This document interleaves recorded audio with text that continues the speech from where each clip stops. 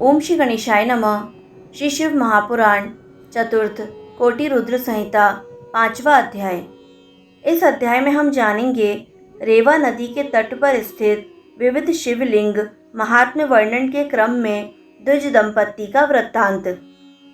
सूत जी बोले, दिव्य कालंजर पर्वत पर नीलकंठ नामक महादेव लिंग रूप से सदा निवास करते हैं, जो भक्तजनों को सर्वदा आनंद प्रदान करने वाले हैं। उनकी महिमा परम दिव्य है, जिसका वर्णन वेद तथा स्मृतियों में किया जाता है। वहाँ पर नीलकंठ नामक तीर्थ है, जो स्नान करने से मनुष्यों के पापों को नष्ट करने वाला है। हे सुव्रतों, रेवा नदी के तट पर जितने शिवलिंग हैं, उनकी गणना नहीं की जा सकती। वे सभी सब प्रकार के सुखों को देने वाले हैं। साक्षात रुद्र स्वरूप वह रेवा दर्शन मात्र से पापों का नाश कर देने वाली हैं, और उसमें जो भी पाषाण स्थित हैं, वे शिव स्वरूप हैं। फिर भी हे मुनि, भोग एवं मोक्ष को देने वाले प्रधान शिवलिंगों का वर्णन यथोचित रूप से कर रहा हूँ।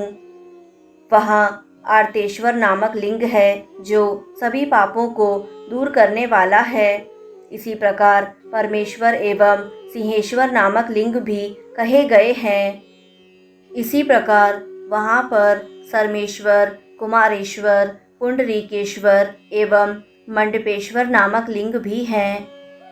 वहाँ नर्मदा नदी के किनारे दर्शन मात्र से पाप को नष्ट करने वाला तीक्ष्णेश्वर नामक लिंग है, तथा पाप को दूर करने वाला धुंधुरेश्वर नामक लिंग भी है।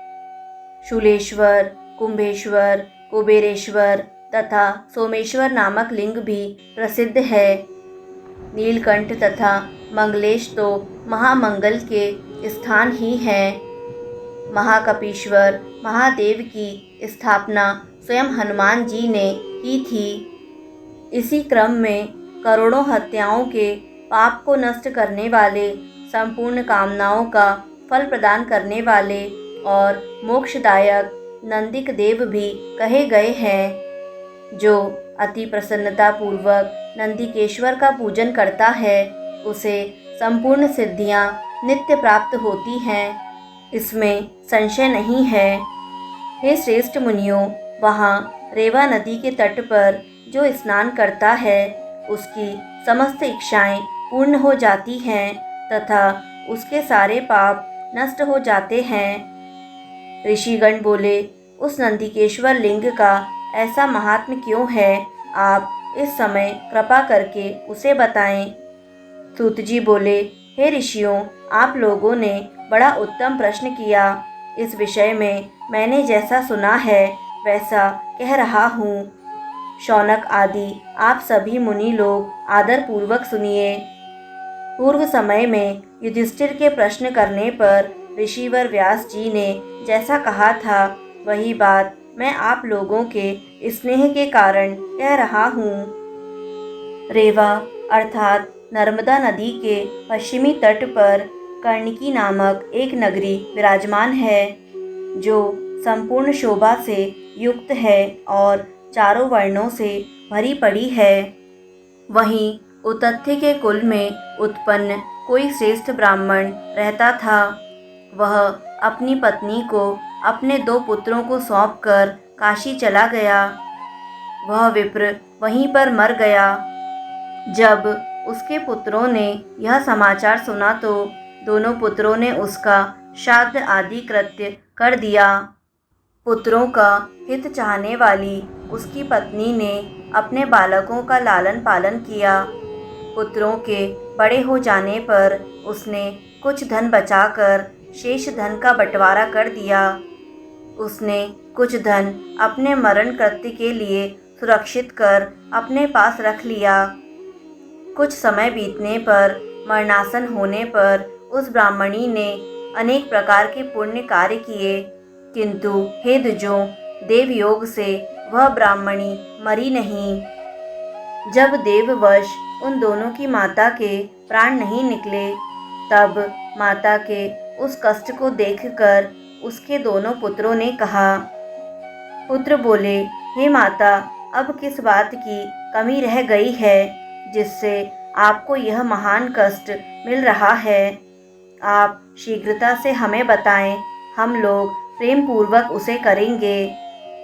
सूत जी बोले, यह सुनकर माता ने कहा कि कमी तो बहुत रह गई है, किंतु यदि तुम लोग उसे पूरा करो तो सुखपूर्वक मेरी मृत्यु हो सकती है।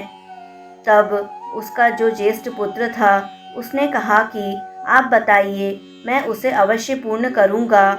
तब उसने कहा। द्विज पत्नी बोली, हे पुत्र, मेरी बात प्रेम से सुनो।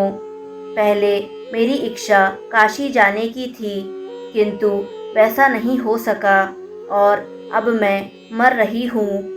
हे पुत्र, तुम आलस्य का त्याग कर मेरी अस्थियों को काशी में गंगा जल में फेंक देना। तुम्हारा कल्याण होगा, इसमें संशय नहीं है। सूत जी बोले, माता के इस प्रकार कहने पर माता में भक्ति रखने वाले उस ज्येष्ठ पुत्र ने सुव्रता मरणासन माता से कहा। पुत्र बोला, हे माता, आप सुखपूर्वक अपने प्राणों का त्याग कीजिए। मैं सर्वप्रथम आपका कार्य करने के बाद ही अपना काम करूँगा, इसमें संशय नहीं है। इसके बाद अपनी माता के हाथों में जल देकर ज्यों ही पुत्र घर गया, तभी वह शिव जी का ध्यान करती हुई वहाँ मर गई। तब उसका जो भी कृत्य था वह सब भली भांति करके पुनः सारा मासिक पिंडदान आदि कार्य करके वह काशी जाने को तैयार हो गया। दोनों में ज्येष्ठ पुत्र जो सुवाद नाम से प्रसिद्ध था, वह उसकी अस्थियों को लेकर तीर्थ की कामना से निकल पड़ा। श्राद्ध दान तथा ब्राह्मण भोजन आदि उत्तम विधि संपन्न कर अपनी भार्या और पुत्रों को आश्वासन देकर माता का हित करने की इच्छा से किसी सेवक को बुलाकर उसी के साथ मंगल स्मरण करके वह द्विज घर से चल दिया। उस दिन उसने 1 योजन चलकर सूर्यास्त होने पर किसी विंशति नामक क्षुद्र ग्राम में किसी ब्राह्मण के घर में निवास किया।